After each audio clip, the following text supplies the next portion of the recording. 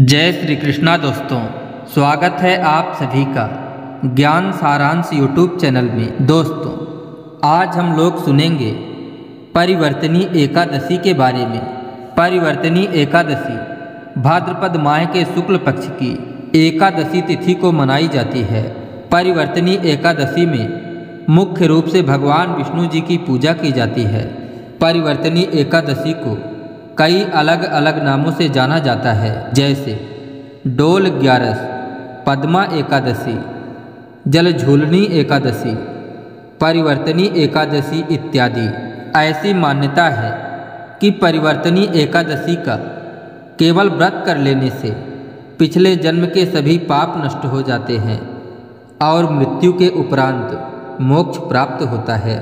दोस्तों, आपने कभी यह विचार किए हैं कि आखिर परिवर्तनी एकादशी को अलग अलग नामों से क्यों जाना जाता है? इसके पीछे की क्या कहानी है?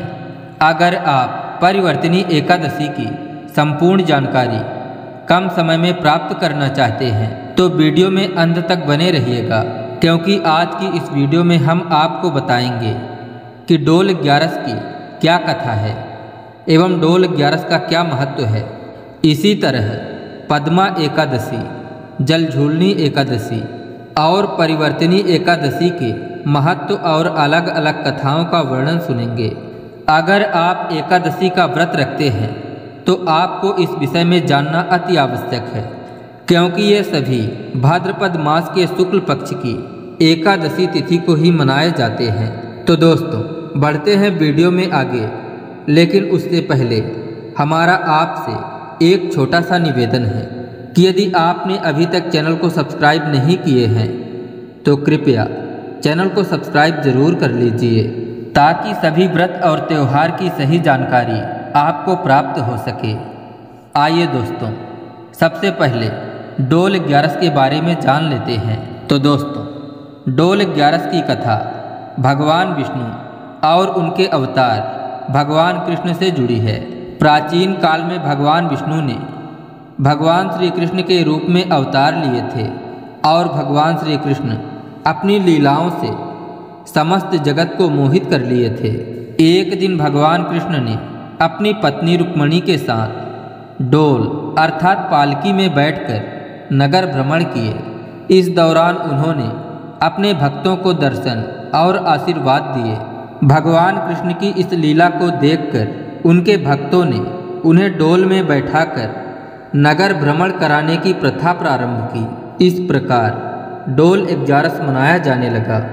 डोल ग्यारस की कथा अनुसार जो कोई भी भक्त इस दिन भगवान विष्णु की पूजा करता है और उनकी मूर्ति को डोल में सजाकर नगर भ्रमण कराता है, उन्हें भगवान विष्णु जी की कृपा प्राप्त होती है और उनके सभी पाप धुल जाते हैं। अब आइए जानते हैं पद्मा एकादशी से जुड़े रहस्य को। दोस्तों, पद्मा एकादशी भी भाद्रपद मास के शुक्ल पक्ष की एकादशी तिथि को ही मनाया जाता है। इस दिन भगवान विष्णु जी के साथ साथ उनकी पत्नी लक्ष्मी जी की भी पूजा की जाती है, जिन्हें पद्मा भी कहा जाता है।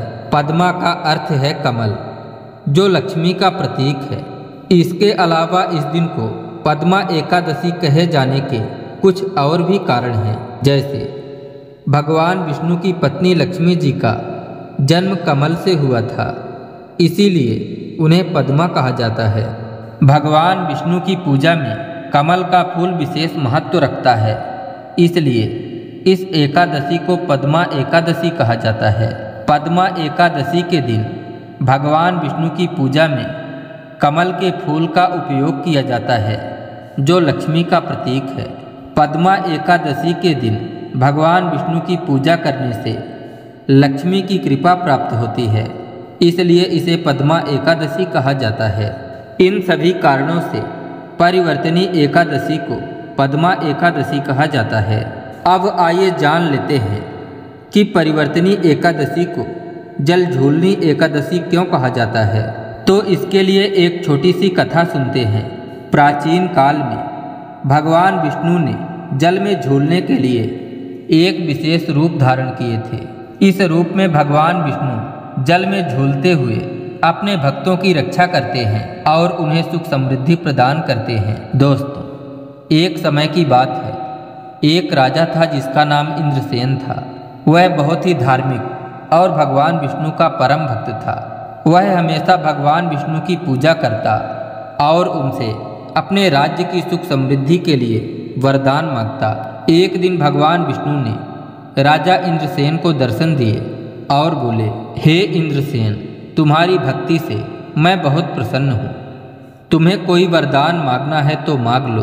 तो राजा इंद्रसेन बोला, हे प्रभु, मैं अपने राज्य की सुख समृद्धि के लिए वरदान चाहता हूँ। तो भगवान विष्णु जी कहते हैं, तुम्हें जलझूलनी एकादशी का व्रत रखना होगा। इस व्रत को रखने से तुम्हारे राज्य की सुख समृद्धि होगी। इसके बाद राजा इंद्रसेन ने जलझूलनी एकादशी का व्रत किया और भगवान विष्णु की पूजा की। इसके बाद राजा इंद्रसेन के राज्य में सुख समृद्धि चारों ओर फैल गई। दोस्तों, इस प्रकार जलझूलनी एकादशी का व्रत भगवान विष्णु की पूजा के लिए किया जाने लगा। इस व्रत को करने से सुख समृद्धि और भगवान विष्णु की कृपा प्राप्त होती है। इस दिन जल में स्नान करने से पाप धुल जाते हैं। अब आइए जानते हैं कि भाद्रपद मास के शुक्ल पक्ष की 11 तिथि को परिवर्तनी एकादशी क्यों कहा जाने लगा और परिवर्तनी एकादशी की कथा क्या है। तो दोस्तों, इस एकादशी का नाम परिवर्तनी इसलिए पड़ा क्योंकि इस दिन भगवान विष्णु ने राजा बलि के राज्य में परिवर्तन किए थे। भगवान विष्णु ने वामन अवतार में राजा बलि से उसका राज्य वापस लेने के लिए कहा और बलि को पराजित किए। इस प्रकार राजा बलि के राज्य में परिवर्तन हुआ और भगवान विष्णु ने स्वर्ग पर अपना अधिकार फिर से स्थापित किए। इस परिवर्तनों के कारण ही इस एकादशी को परिवर्तनी एकादशी कहा जाता है। इसके अलावा इस एकादशी को परिवर्तनी कहे जाने के और भी कुछ कारण हैं। पहला, राजा बलि के जीवन में परिवर्तन। राजा बलि के जीवन में भगवान विष्णु के आने से परिवर्तन हुआ और वह अपने पापों से मुक्त हुआ। दूसरा, स्वर्ग में परिवर्तन। भगवान विष्णु ने स्वर्ग पर अपना अधिकार फिर से स्थापित किए और राजा बलि को पराजित किए।